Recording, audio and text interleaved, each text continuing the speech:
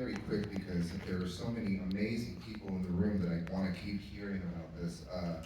I just want to say, I want to reiterate what you said. It's absolutely right. This is the time is now for this, and the season is now.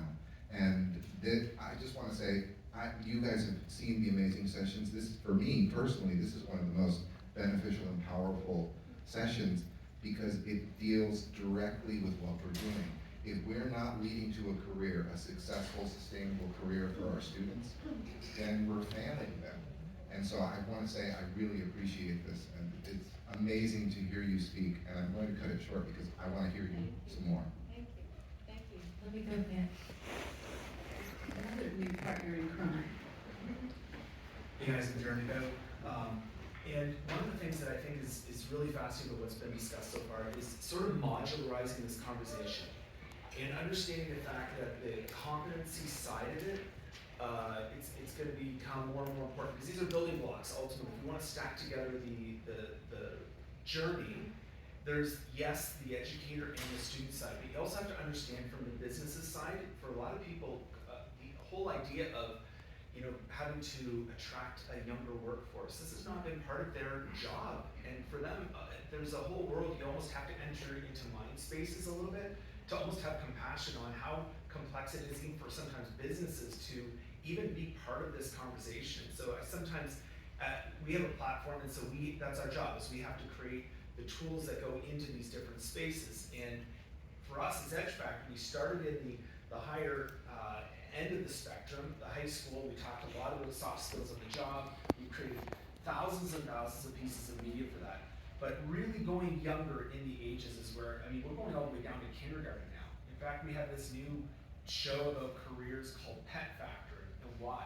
Because kids, it's a universal language. Most kids love pets at some level. But taking care of a pet or taking care of a pet that's been rescued, that gives us transferable skills that can be really transferred age. And you talk to employers, what are employers struggling with?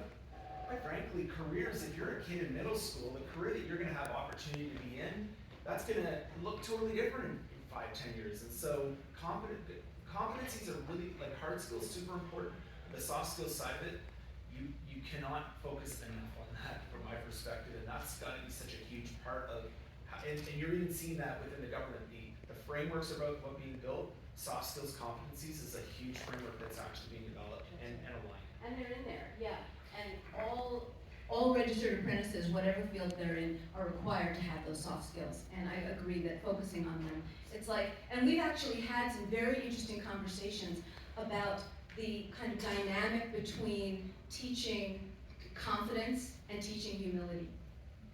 And not everybody agrees on the exact right perspective. You have to know the student. We want them to be able to tell their stories proudly, but also listen deeply. And you guys deal with this every day. Anyone else want in on this conversation before I switch gears a little bit? Good morning, everyone. I'm very, very interested in hoping this internship or apprenticeship starts at an earlier age. I teach in the inner city. I teach at Compton High School, cinematic television productions, and I lose kids to Jack in the Box, McDonald's. You know what I mean? They have to help contribute to the home. So I wish it was a way that look, you can still do that and continue and start your career early. Okay, so I need to say there is a way, so I didn't even get to this yet. So South Bay Workforce Investment Board, is anyone in here from South Bay WIB? And I think other WIBs, and I work with, so we just but they actually have a way to employ minors as an employer of record for up to a certain amount of hours for on-the-job training. And we're working on connecting the dots there. Most likely it's their region, and I think you might be outside their region. But there are other workforce investment boards that get the funding through a specific pot of money. Like all the ambassadors here today, all the students are from Lawndale. They're all receiving a stipend because the South Bay Workforce Investment Board was able to employ them. So we do have workarounds, And we have to build more of those, but it's not the Riot Games that's gonna We hire just them. don't have regular jobs yet, like Yeah, it's not gonna be like. Yeah, we have gigs, and Although, it's changing. Epic, I just have to say this, because this is really important, Epic Games just became an official employer for the Brick Apprenticeship for Animation Games and VFX. They want to hire an 18 to 22-year-old concept artist who can do 2D character art, because they understands the Fortnite aesthetic. So there are employers that are looking for a very young demographic that understand the aesthetic in the games to develop characters and props and all those things, but they're not gonna employ them as minors, right? And so I think that's where we come in, as the CTE pieces, and looking to the workforce investment boards for support. And you can work with your own school. Yes. Oh, yeah, I Okay, have hold some on, insight hold to on, that. I'm moderating now, folks. I get to say who goes next. Well, I just kind of want to touch on that Right. piece about, the South Bay workforce, and there are many of those opportunities around in every county. I do want to warn, because we did do that for the past 2 years at LA Unified. I think it's a great program. I have nothing against it other than the paperwork. It is very extensive paperwork. For example, each student we onboarded, literally, and I thought I was really, you know me, I was on the best of this. It took me about an hour and a half to finish that paperwork with the student. And the student has to be present because obviously it's their personal information. We did it with them because if you leave them on, if you just say, hey, here's the paperwork and do it, it's gonna come back incomplete. The county and the city's gonna reject it. I just want you guys to all know, you do need the capacity to do this stuff at your district and at your school. I'm struggling with that right now because we have 2 internship partners, one with BAFTA and the other one with Music Board Foundation, and a third one being built for Arts Media Entertainment right now.